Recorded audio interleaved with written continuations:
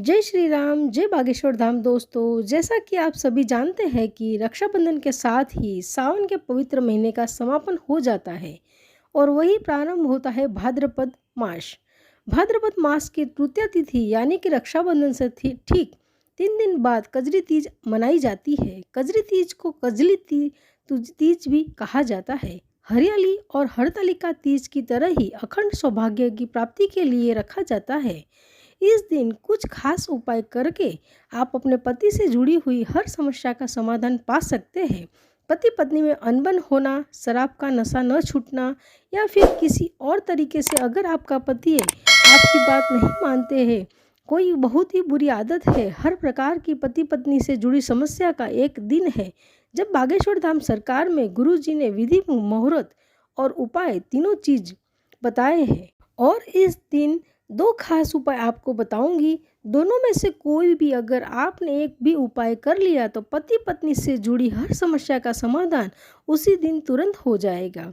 इसी दिन शुभ मुहूर्त क्या होगा, पूजा विधि क्या होगी और वह 2 उपाय कौन से हैं, वह सब जानने के लिए वीडियो को अंत तक जरूर देखिएगा। और अगर आप अपने पति की लंबी आयु चाहते हैं और साथ ही बागेश्वर धाम की कृपा पाना चाहते हैं तो चैनल को सब्सक्राइब करने के साथ ही कमेंट बॉक्स में जय श्री राम, जय बागेश्वर धाम जरूर लिख दीजिएगा। शुरू करते हैं आज का खास वीडियो को अंत तक जरूर देखिएगा। हरियाली और हरतालिका तीज की तरह कजरी तीज भी अखंड सौभाग्य की प्राप्ति के लिए रखा जाता है। इस दिन सुहागिन महिला पति की लंबी उम्र के लिए पूरा दिन निर्जला व्रत रखती है और करवा चौथ की तरह ही शाम के समय चंद्रमा को अर्घ्य देने के बाद ही व्रत का पारण करती है। तो इसी विधान से बागेश्वर धाम सरकार में गुरुजी ने कहा है। उन्होंने कहा है कि इस दिन शिवजी और माता पार्वती की पूजा तो की जाती है और मान्यता है कि कजरी तीज के दिन विधि पूर्वक पूजा करने से भगवान शिव और माता पार्वती प्रसन्न होते हैं। तो आइए जानते हैं कि इस साल कजरी तीज का व्रत कब है। मुहूर्त और महत्व के साथ साथ वह खास उपाय जो गुरुजी ने बताए हैं। पंचांग के अनुसार भाद्रपद माह की कृष्ण पक्ष की तृतीया तिथि की शुरुआत 1 सितंबर 2023 को रात को 11:50 पर हो जाएगी। अगले दिन 2 सितंबर 2023 को रात को 8:49 पर यह तिथि समाप्त होगी। उदया तिथि के अनुसार इस साल कजरी तीज 2 सितंबर 2023 को मनाई जाएगी। आइए अब बात करते हैं पूजा के शुभ मुहूर्त की। कजरी तीज के दिन शुभ मुहूर्त सुबह 7:57 से शुरू होकर सुबह 9:31 तक है। रात्रि की पूजा का समय है 9:45 से लेकर 11:12 तक रहेगी। और अब जान लेते हैं गुरुजी के अनुसार कजरी तीज की सही पूजा विधि क्या होगी। और विधि के बाद ही मैं आपको 2 अचूक उपाय बताने वाली हूँ, वो बहुत ही ध्यान से सुनिएगा। कजरी तीज व्रत वाले दिन गुरुजी कहते हैं कि ब्रह्म मुहूर्त में उठकर स्नान आदि से निवृत्त होकर आपको हो जाना है और उसके बाद में पूजा स्थल को साफ करके वहाँ पर चौकी पर लाल या फिर पीले रंग का वस्त्र आप बिछा दें। माता पार्वती और भगवान शिव की मूर्ति स्थापित करें। यह मूर्ति आप मिट्टी से भी बना सकते हैं या आप चाहे तो बाजार से भी लाकर स्थापित कर सकते हैं।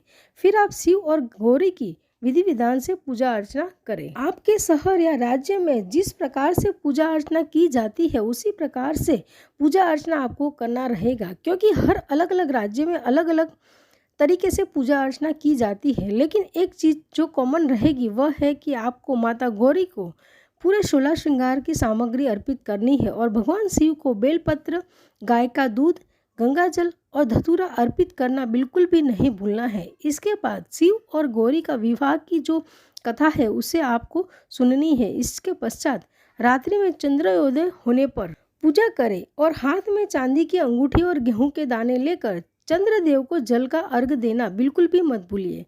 और यही आपका पहला उपाय है। अगर आपके पति पत्नी के बीच में किसी भी प्रकार की समस्या रहती है तो ये उपाय करना आपको बिल्कुल भी नहीं भूलना है। सबसे पहले चांदी की अंगूठी आप पहन लें और उसके बाद गेहूं के कुछ दाने लेकर ही आपको चंद्रोदय के बाद अर्घ देना है। और अगर आप व्रत नहीं कर सकते तभी आप इस उपाय को अवश्य ही कीजिएगा। पति पत्नी के बीच की तमाम प्रकार की परेशानियों को दूर करने के लिए गुरुजी ने यह अचूक उपाय बताया है। पूजा समाप्त होने के बाद किसी सौभाग्यवती स्त्री को सुहाग की वस्तुएं दान करना भी बहुत आवश्यक है। इससे उनका आशीर्वाद भी प्राप्त होता है और इसके बाद ही आपको अपना व्रत खोलना है। और अब मैं आप सभी को गुरुजी के द्वारा बताया गया दूसरा सबसे महत्वपूर्ण और ज़रूरी उपाय बता देती हूँ कि यह हर स्त्री को करना आवश्यक है।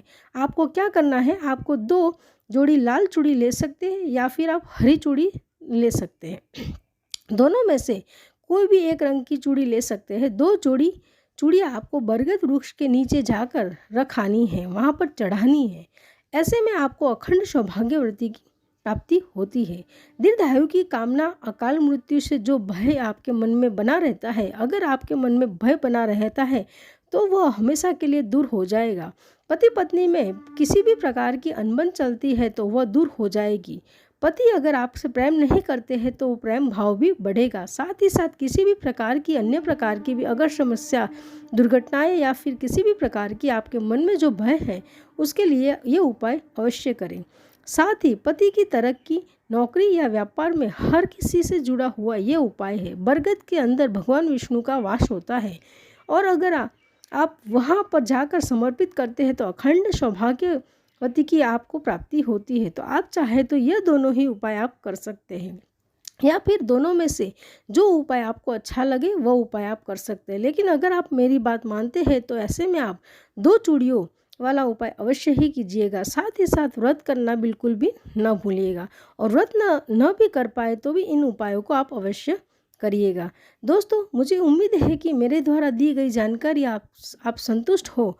तो वीडियो को पसंद आया हो तो वीडियो को लाइक कीजिएगा, साथ ही साथ चैनल को सब्सक्राइब कर दीजिएगा और पास वाला बेल आइकन ज़रूर प्रेस कर दीजिएगा। दोस्तों, आने वाला हर वीडियो का नोटिफिकेशन सबसे पहले आपको मिल सके।